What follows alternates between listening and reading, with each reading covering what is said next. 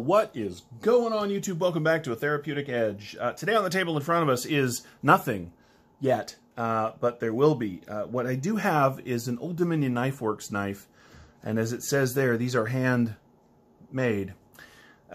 This super interesting monster is the Old Dominion Knife Works Slenderman, and this is a folding sword.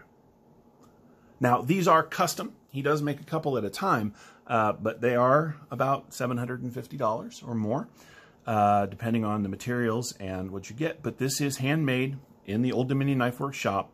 They are not mass-produced at all. And it shows, actually, in the overall build. This one happens to be ceramic, have ceramic bearings, and a ceramic detent ball. There is the COA, or Certificate of Authenticity. I don't get a lot of customs, and I certainly don't get a lot of customs that are this big. In fact, hang on a sec. Let's,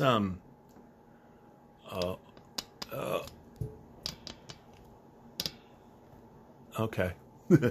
Let's get a little more room. This thing is AEBL steel. It is super comfortable for such a large knife, but don't kid yourself. This is an absolute beast. It's got a little bit of a conversation stopper here on the end, in case you wanted to break some glass or somebody's skull. The blade itself, as I said, is AEBL. It is a long, beautiful chunk of AEBL brought to a really nice edge. This is a spectacular knife. We're going to start with the overall length, get it all on camera here, just because it's worth understanding what you get for your, let's say, $800. You get 1, 2, 3, 4, 5, 6, 7, 8, 9, 10, 11, and 3/4 inches of knife. The blade itself is 1, 2, 3, 4, 5 inches, 5 1/4 inches overall, 5 inches of cutting. I mean, this is the Civivi X-Arc.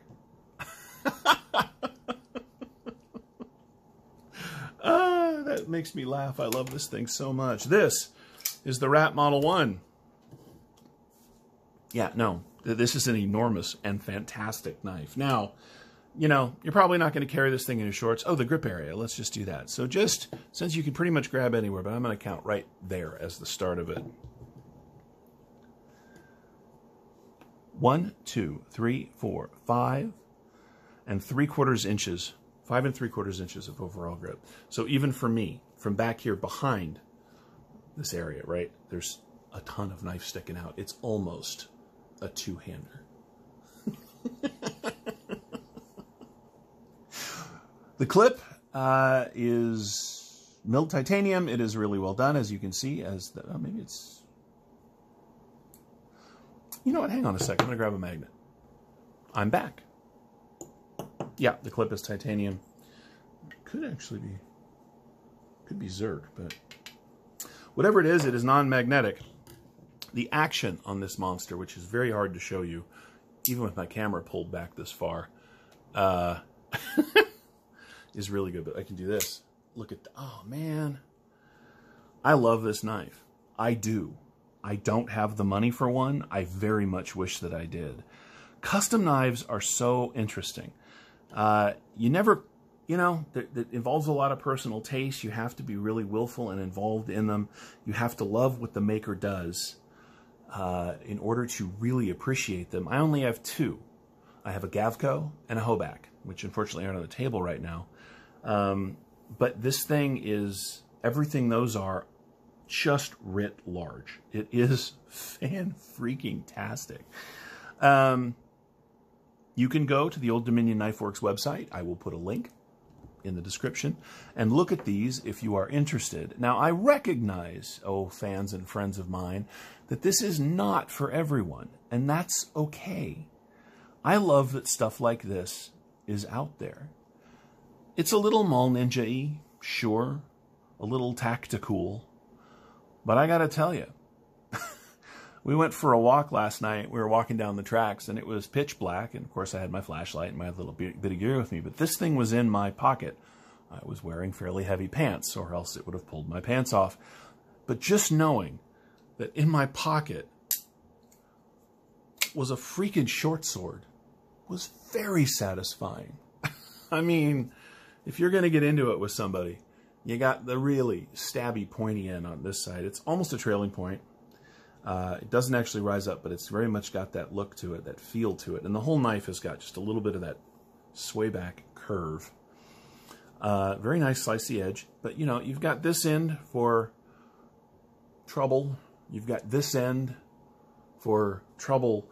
And even closed, you can hold this thing far enough back that if you wallop somebody on the back of the head with that... Anyway, my point is that this is a weapon in every direction. It's also oddly usable, you know, because of how well balanced it is. It's a little tail heavy, but because of how well balanced it is, I have used this thing for packages and for various other bits and pieces. Nothing too serious. This actually does belong to Kyle Landfair, who has one hell of a knife collection. So, Kyle, I did not abuse your knife, but, you know, I cut some stuff open with it and, you know, kind of kept it with me to get a feel for it. And I get it. I just do.